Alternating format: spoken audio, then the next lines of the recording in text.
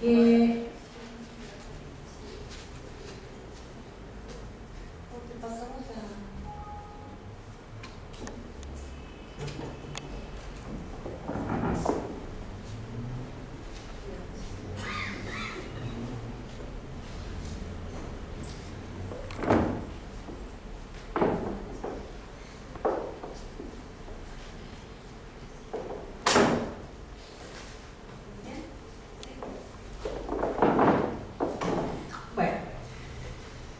paso a la presentación que lleva por nombre En comunicación con el cosmos, practicando Sweet Launch en la, que pronuncias correctamente por favor, Arish, Francia, presentada por la doctora María Teresa Rodríguez López del CIESAS Golfo y por la doctora Lorraine Carnot del CIESAS, Colegio Jalisco y el IRD.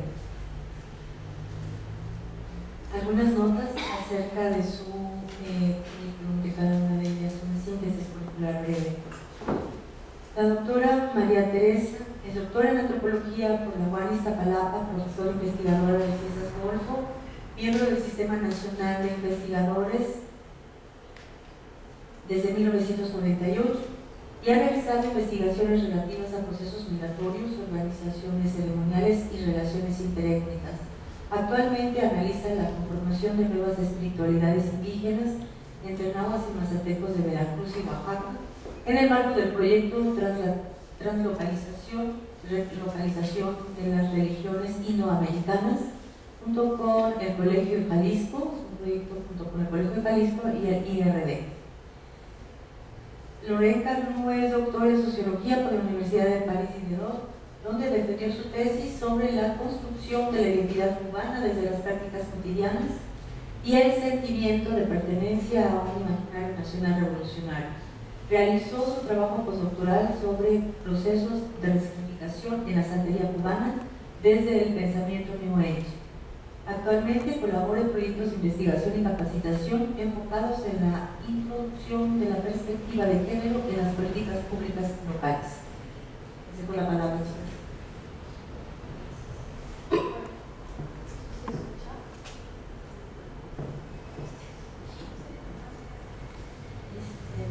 El material que vamos a presentar ahorita fue recopilado durante el trabajo de campo que hicimos en junio del 2009 en la Liège, en Francia, cuando vino Tere a participar al primer coloquio del proyecto Replicans financiado por CONACYT y con la colaboración de institución francesa y IRD de Paris 10 junto con la doctora Alejandra Aguilar del CIESAS brasileño.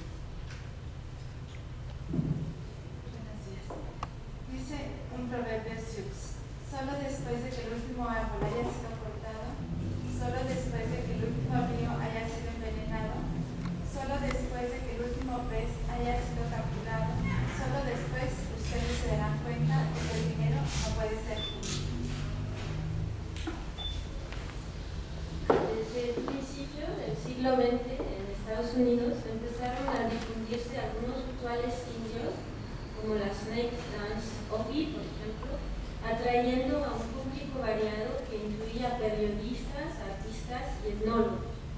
Su difusión formó parte de una revitalización por parte de intelectuales y universidades de las prácticas indias que con el tiempo se fueron apropiadas como tradiciones autóctonas americanas.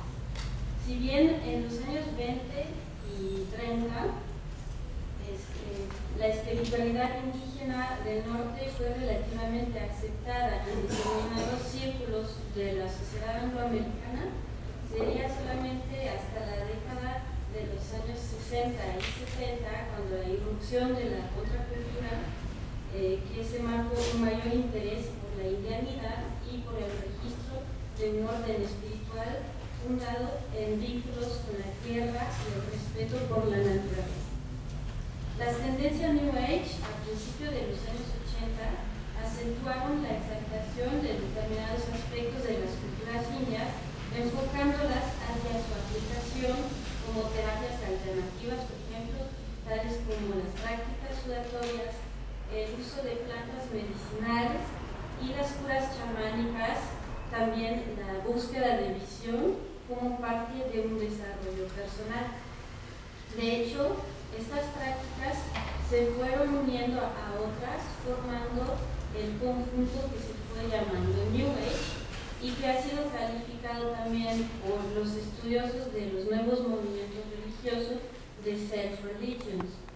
Esta definición implica una orientación de la práctica y las creencias hacia este desarrollo personal más que hacia el compartir comunitario de creencias y ritos. Las prácticas y el movimiento New Age empezaron a desarrollarse en Estados Unidos para luego difundirse a otros países. Y esta difusión del New Age trajo consigo procesos de articulación de las prácticas en contextos socioculturales nuevos. Como consecuencia de este proceso, la espiritualidad neonativa entró a formar parte de la oferta espiritual y comercial también de muchos centros de retiro, organizaciones y fundaciones. El consumo de esa espiritualidad neonativa traspasó entonces las fronteras nacionales y continentales. En distintos puntos de Europa, grupos de personas e individuos interesados por la espiritualidad india, en este sentido de Norteamérica, construyeron puentes de comunicaciones reales y metafóricos, o puentes cognitivos, también se le llama, con las tradiciones nativas norteamericanas. Se crearon asociaciones y grupos de adeptos libres que también adoptaron nombres indios y resignificaron los rituales y las ceremonias. En este marco de resignificación y translocalización se retomaron, entre otras culturas, elementos de la tradición Sioux Lakota, especialmente el Sweat Lodge o Inipi, baño de vapor, o lo que se conoce aquí como temazcal, la búsqueda de visión o Amble Cheyapi, o la danza del sol, Huachipi o Manya. Los Lakota son una de las 7 tribus que forman la gran nación Sioux. Actualmente viven en Dakota del Sur, en la reserva de Pine Ridge. Esta más asolada por la pobreza en Estados Unidos. Los Lakota Oglala de Pine Ridge son el mayor grupo de la gran nación Sioux. La resignificación y translocalización de los símbolos y las prácticas lakotas se han gestado a partir de diferentes posturas ideológicas que plantean, entre otros aspectos, un retorno al ambiente rural. Al igual que en otros países, en Francia se ha desarrollado como consecuencia del movimiento contestatario de mayo del 68 un regreso a formas de vidas campesinas por parte de sectores de la población urbana. Movidos por la utopía del regreso, esos urbanos de clase media fueron migrando en particular hacia el sur de Francia y en específico hacia zonas que habían sido despobladas por el proceso de la migración rural. Si bien la postura ideológica es esencial para entender esta migración neorrural, la dimensión ecológica también es determinante, sobre todo a partir de 1974-75. Esta segunda ola migratoria estuvo de hecho vinculada con la doble crisis económica y ecológica, consecuencia de la situación bélica en el Golfo Pérsico, de la que dependen los europeos para su abastecimiento en petróleo. En esa última fase se desarrolló fuertemente la idea de sumisión a la naturaleza como única vía de salvación tanto individual como planetaria. Se empezaron a practicar una agricultura orgánica y curanderismo local, así como prácticas medicinales de origen indoamericano. En este texto nos enfocaremos en la descripción e interpretación de un fenómeno que se desarrolla en el departamento de l'Ariège, en el sur de Francia, o más bien en una zona entre l'Ariège y la Haute-Garonne, que son 2 departamentos de la región de los Pirineos del sureste. Ahí un grupo de personas de diferentes orígenes, fundamentalmente europeos, procedente de esta migración neorrural, lleva a cabo un ritual de origen lakota en la búsqueda de comunión con la naturaleza y comunicación con los ancestros. A través del análisis de un ritual de sueltos, abordaremos las principales nociones que subyacen a esta reinterpretación ritual de origen americano, así como el trasfondo social específico de su trayectoria hacia lo que se ha dado en llamar neoruralidad. Este que ven ahí es un paisaje de la tierra. Es bastante montañoso. Ahora, para empezar, hablaremos de Wang Li, neo-chamán alemán, practicando un ritual lakota en la Riech. En 1990 llegó Ulf a Francia. Ahí vemos, ahí abajo, este es la Riech, y el de arriba es la Haute-Garonne, cuya ciudad principal es Toulouse. Entonces mucha gente van de la Haute-Garonne a la Riech para pasear, para sus fines de semana y practicar el suelo. Entonces, en el 90 llegó Ulf a Francia en una zona inhóspita para instalarse con Janine, su segunda esposa, con la que compartía la devoción y la fascinación por los lakotas. Esta pasión nació en él a mediados de los 80, después de haber vivido durante una década en Alaska y descubierto las prácticas esquimales y el avistamiento en las estepas polares. Relata que desde pequeño sus parientes lo veían como alguien extraño por su interés por los indios norteamericanos. Si bien fue pésimo alumno, logró ingresar a la Facultad de Teología en Inglaterra, donde reafirmó este interés. Cuando regresa a Alemania después de su estancia en Alaska, es cuando conoce al hombre medicina que lo iniciaría a la espiritualidad lakota. Ahí realiza su primera búsqueda de visión. Según esta tradición, a través de un aislamiento voluntario en un sitio agreste, el buscador se queda en ayuno durante 4 días y 4 noches, con el propósito de provocar una visión que será la respuesta a sus dudas presentes y futuras. Después de este ritual iniciático, Ulf tomó el nombre de Wang Li, que según él mismo significa águila. Su esposa, Janine, que convivió con los lakotas en la reserva de Dakota del Sur en Estados Unidos, ya había tomado el nombre de Wishika, que significa la osa que sueña, ya que se atribuye sueños premonitorios y telepáticos en los que se comunica con los lakotas. Empieza entonces la carrera de Wang Li como chamán, que desarrollará como tal a partir de su llegada a Francia. Ahí se vincula con otros neorurales franceses, pero también de otras nacionalidades europeas, cuyos intereses por una dimensión más afín a su postura ecológica coinciden. Retomando la visión lakota del mundo y de la naturaleza en particular, la centralidad de la Madre Tierra, empieza a formar un grupo de seguidores de sus enseñanzas espirituales.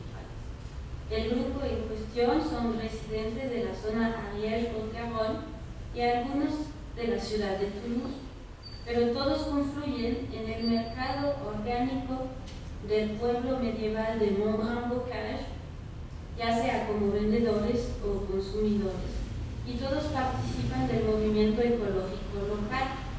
Los mismos Wang Li y Wishika viven de la venta de sus productos en este mercado, principalmente panes y pasteles. Ahí vemos en esta foto es el mercado de Montbrun, y en esta foto de abajo son los vendedores de vegetales, son 2 adeptos seguidores de Wang Li.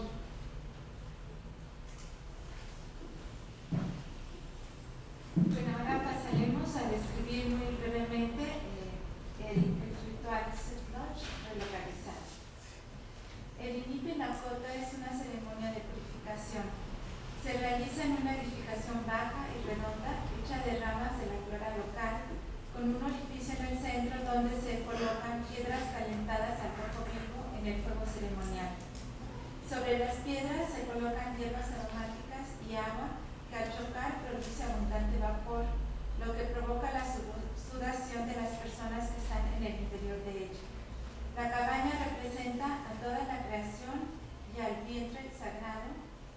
la madre tierra, en cuyo ombligo se colocan las abuelas piedras.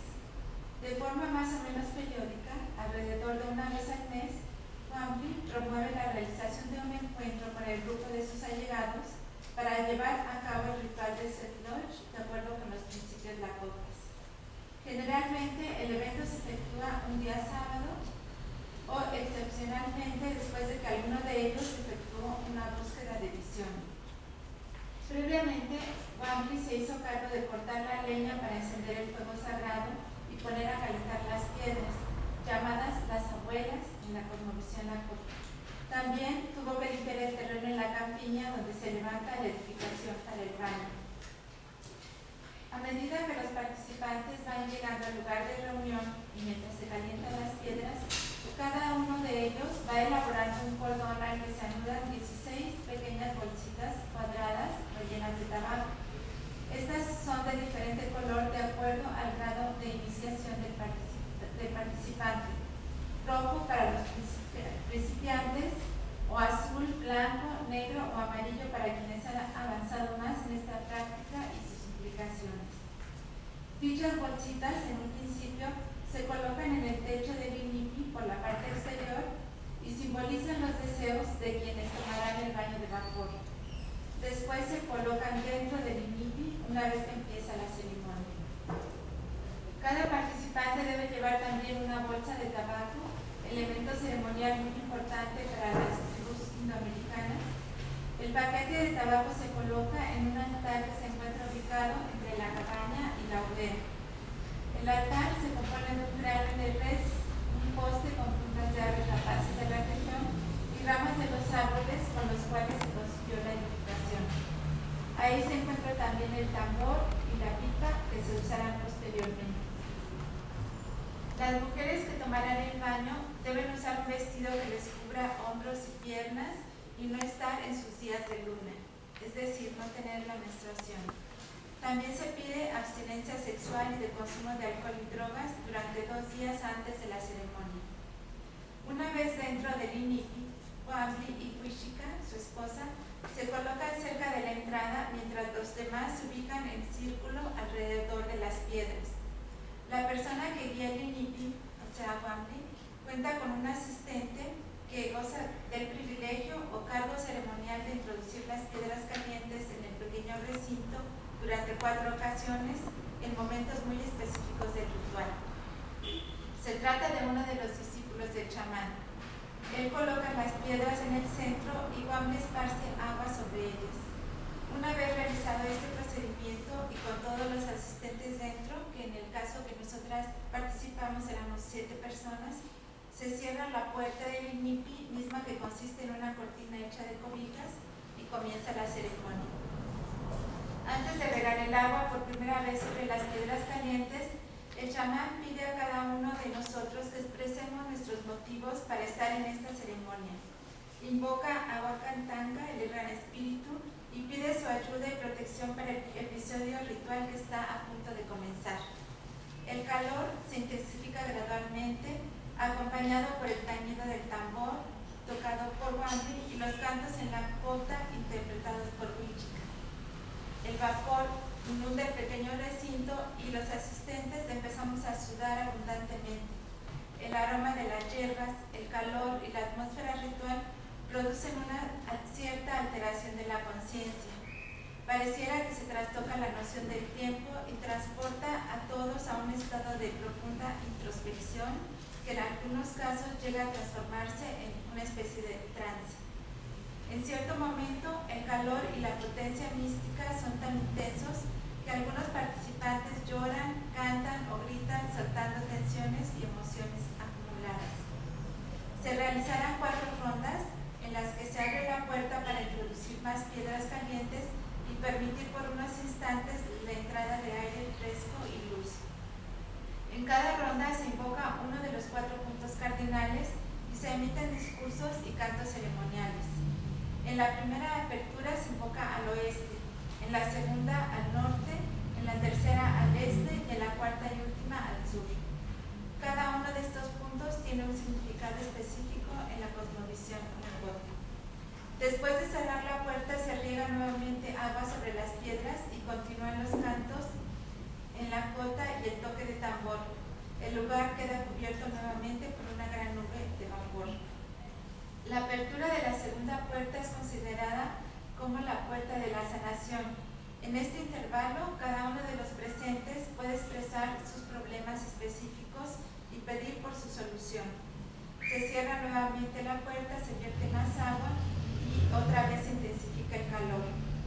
En la tercera puerta, Wampi hace un llamado al pueblo Sioux, destacando la sabiduría y veracidad de su pensamiento ancestral y pidiendo por la salvación del planeta, asolado por la pobreza y la crisis ecológica. Tras un nuevo periodo de sudoración, se abre la puerta por cuarta vez. Después de esta última apertura, se intensifica aún más el calor y, acompañado por el tambor y los cantos rituales, Wampi agradece a las abuelas, las piedras, el haber permitido la realización del ritual. La ceremonia finaliza fumando la chanupa o pipa con tabaco y otras hierbas aromáticas como la salvia, plantas sagradas de los Sioux. La pipa va pasando uno por uno entre los asistentes. Esta pipa, elaborada de madera y cerámica, simboliza la conexión de los elementos del universo. Una frase final cierra este ciclo de apertura de las 4 puertas y sella la conclusión del ritual. Ometakuya o Yasin, que significa todo el universo está vinculado. Es entonces cuando la entrada queda abierta para que todos vayamos saliendo uno a uno del recinto, exhaustos y bañados en sudor. Vierten agua fría sobre su cuerpo algunos de ellos, o bien se meten en las heladas aguas del río antes de cambiarse la ropa húmeda por prendas secas. Ha concluido el ritual en el Inipi, pero aún falta la realización de otro episodio. La fase final del ceremonial, que consiste en una comida vegetariana compartida por todos los asistentes, en la que se expresa el agradecimiento a la Madre Tierra y al universo entero por haber permitido la unión entre todos y la comunicación con el cosmos dentro del mundo. Generalmente uno de los miembros del grupo ofrece su casa, una cabaña en el bosque, para compartir los alimentos que todos han llevado para la ocasión, principalmente panes integrales, frutas y verduras cosechadas por ellos mismos. Perspectivas sobre la reapropiación indoamericana como proyecto de vida ecológica. En estas formas de vida propias de la nueva era, se reapropian antiguas tradiciones buscando conectarse con el espíritu del cosmos. Dichas expresiones plantean que para alcanzar la sabiduría es preciso confundirse con la naturaleza y vivir en carne propia las leyes del cosmos. La incorporación a la red de la nueva era supone la adición de un propósito milenarista y la toma de conciencia planetaria y cósmica. La relación con la naturaleza está subyacente en la práctica ritual que acabamos de describir sucintamente. En este sentido, la naturaleza puede ser entendida como lugar común, según el planteamiento de Leger, tanto en un sentido comunitario como universal. Podemos incluso hablar de un lugar social total, retomando la expresión de Marcel Mauss, en el sentido de que las alusiones a la naturaleza apelan a un conjunto de referentes: lo ecológico, lo orgánico, lo sagrado, lo ancestral, lo tradicional, que permiten a los adeptos justificar su elección de vida neorural. Es decir, la naturaleza se constituye en un topos, un lugar retórico de interés común. El sentimiento de dolor planetario que emerge de manera global ante las tragedias naturales es retomado en la conformación de su horizonte de sentido, o más bien es retomado como parte de la conformación de su horizonte de sentido, dado que también se incluyen otros elementos. Si bien al inicio de la migración neorural la búsqueda se orientaba hacia desiertos, entre comillas, o campiñas abandonadas para propiciar espacios idóneos de emancipación y espacios de experimentación sociopolítica, hoy en día se opera una transposición desde el campo ideológico hacia el campo espiritual, de modo que se retoman estos sistemas de símbolos